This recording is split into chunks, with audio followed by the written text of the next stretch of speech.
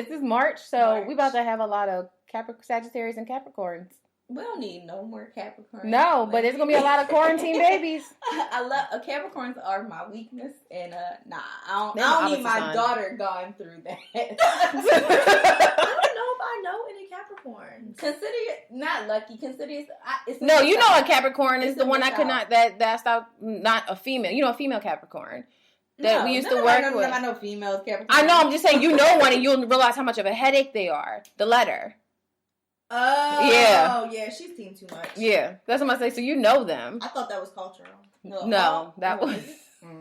That's a different. I don't know. No, that was just her. But I'm saying that's the other side. That's the Capricorn you know. Now, as far as male Capricorn, my prom day was a male Capricorn. My Capricorn experience has been fully on this side of the culture. And, it's been.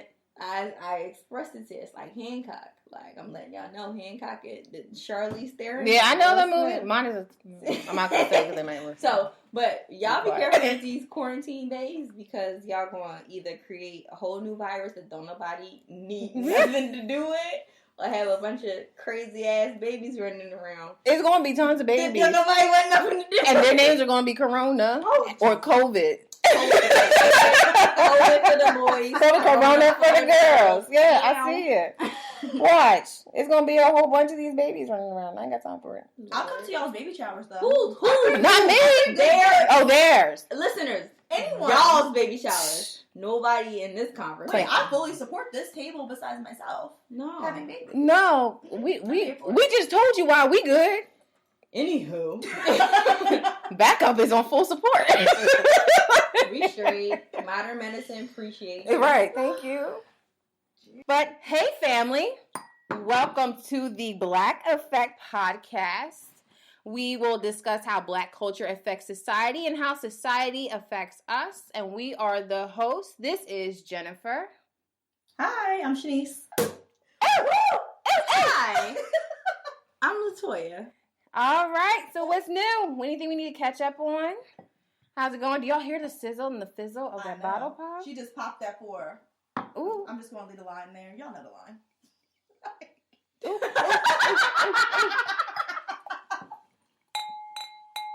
Oh, that sounds so beautiful. Doesn't sound beautiful. It's like, class is in session. Let's get to it. And the clutch it. Mm. That's what? Clutch it. Yeah. I'm here for it. Look me in the eye. Thank you. Stop playing with me. Stop looking me in the eye. Jen is superstitious. Very superstitious. That is 7 years bad luck of sex. Who wants that? 7 years, that's 2027. You know how old I'm going to be? I'm going to be damn near 40, and that's prime. Right. That is prime. Don't ruin that for me. That is prime. Bodies fall off after 7 years. Right. You so heard Drea. Don't ruin that for me. Don't make that face, Toya. That's true. I mean, maybe Toya's 7 years. Okay? It's over. There are rules and there are exceptions. She said maybe Toya is the exception. She's right. Might be, but you never know. What if you're hitting your prime at this very moment? I'm not. But I don't want to have to think about that. Potentially that I am. So my 7 years shall be great because y'all both look me in my eyes and I thank you. You're welcome. You're welcome. And whoever I deal with thanks you too. We don't want to fool you guys into thinking that there's been a turn about the content we're bringing you. No. But howsoever, we're here. True. Yeah. Yeah. And we're real. Real honest. So what's new, guys? Besides that, nothing. I'm good. There are amazing things on the horizon. Yeah, I know. What are we going to talk about? We don't want to talk about much, but we will say there's been a significant amount of transitions in my life. This is Toya speaking, sorry.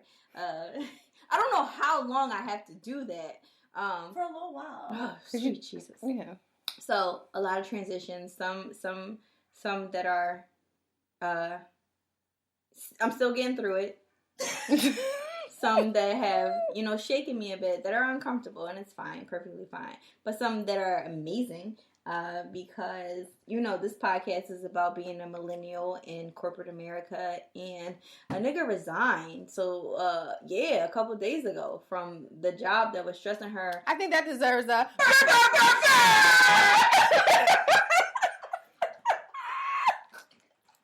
But the fact that we just looked at each other and we're like, yup, we got you. So they hit me with the Jamaican air horn. All right. Straight like that. All right. Good behavior. Yeah, so I resigned. And that's that on that. But we'll get to that later. Amazing things are on the horizon. Some shifts, some transitions. Mm-hmm. It's been a hell of a fucking 2020. With that said, I have to put a period there so then I can say, to God be the glory. Hallelujah. So it's a different sentence Oh, from you the better profanity. hashtag it. From the profanity. So welcome. Episode 4, we here. We here. And we're not in jail. Oh, And Can nobody I got fired. And nobody got fired. We're not in jail. And matter of fact, we Leveling blessed up. up. We're leveling up. Jeffersons. So if anything, continue to listen to us because, obviously we know what we're talking about. absolutely. Yes. Absolutely. All right. Perfect. So we can go ahead and move into our Candidly Cultured section. So we'll kick a little shit, talk about our next topic, which is office pet to office threat.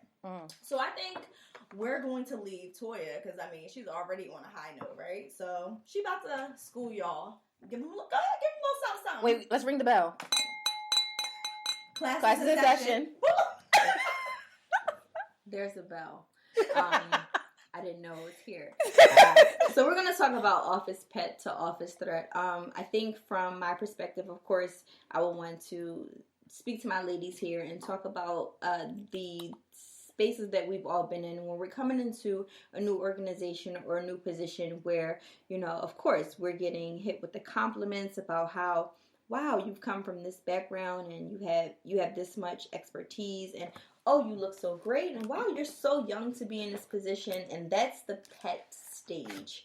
And then once you get your footing and you understand the culture of that organization or that particular department, you come up against being seen as a threat to whoever you report to or whoever has the hierarchy for how your particular department or your level of expertise reports to. So we all have been in positions where, I know I'm good at this, and I know I'm actually probably great at this, and I have to get in the door this way and have these conversations. And many times we aren't even in a position where, like, I'm just going to do this as a way to step up, but it's like, I'm great here and I'm good at this, and then the person puts us in a position to feel like we're under them and they want to guide us, and we look to them as a mentor, and we don't have the space to know much more than they know. And we ask for that guidance, and before you know it, there's a click and they all of a sudden turn cold. So in 2013, Keisha Thomas, she was at the University of Georgia. She was an associate dean at that University of Georgia, and she coined the term office pet to office threat when she did a study on how, women of color, Black women specifically, came into roles and they were deemed as having so much to put into the organization or put into the particular department, but once they challenged the status quo or challenged how things were being done for the university abroad, they were kind of met with a blockade. Like, okay, you can only do this much. And then the person who they reported to would, shut them out from particular meetings or say, oh, I'll speak for you on that behalf. So for me personally, I've been in this position, and it's uncomfortable because if I'm able to articulate and advocate for myself, and then I view the person who I report to as saying to me, oh, I'll do that. I'll have that conversation for you. But it isn't an uncomfortable space for me. I don't need you to do that for me. Maybe we can have that conversation with you beside me. Maybe we can have that conversation together. But they feel as though your level of expertise outweighs theirs. So they don't want you, excuse me, no corona, just clearing my throat. they don't want you to be seen as more of an asset to the organization than they are, because of whatever their personal limitations or whatever their personal things that stand in their way of knowing their own personal worth. They don't want you to have those conversations. So I'll point to the ladies and ask, have you ever experienced a higher up, a supervisor, a manager standing in your way? But before, the conversation seemed so welcoming and inviting. But then once you felt comfortable with the organization and made your own connections outside of who they were putting in front of you, have you ever had that shift happen? And how did you deal with it? I definitely have. I experienced it in all of the positions that I have had, but more so is more blatant in the current position that I was in. Just a little bit of background in the industry that I am in currently. It's been about 10 years. So I have 10 years experience in the type of industry that I am in, and it has been different positions, but it has all, come together and helped me in the current position that I'm in. So that's great, when you're getting hired for the position, they see your background and looks great. It's definitely what they need. And then with my current role right now, getting hired, my then manager, he's no longer my manager now, he was like, we're going to lean on your experience. And, this department is fairly new. You have awesome background. So whatever ideas you have, definitely come to me and, we can work through them. So great. There's my pet. Like I look good on paper. I'm coming through. Even with I checked off the list, Black female, cool, look great, help the company out in this department. The threat with it was when I started questioning things, it was, come to me and we'll run through your ideas. Oh, everything sounds great. You're writing down and jotting down all my ideas. I'll go ahead and, start working out everything. And then if I have any questions, I'll come to you. Why can't I work it out? So then once you're saying you're working it out, now all of a sudden I'm getting an email saying that it is, we have new reports coming. Wait, to implement my ideas. Wait, why am I not in on these discussions? And then I'm doing the work because that's my job. I'm doing the work and it's helping our job because we needed to have these reportings. But I wasn't in with the direct conversations when you're speaking to higher ups. And then what made me even more upset was the fact that you're getting the praise for it now. Great idea. Thanks for implementing it. It wasn't your idea, because when I came to you, I was like, oh, I never thought about that. And when he said that, I went back to the emails and I brought it to his attention, because then on the review, you're telling me I want you to be more open and network with people and bring your past experience to help out our department. I did that and you shot me in my foot.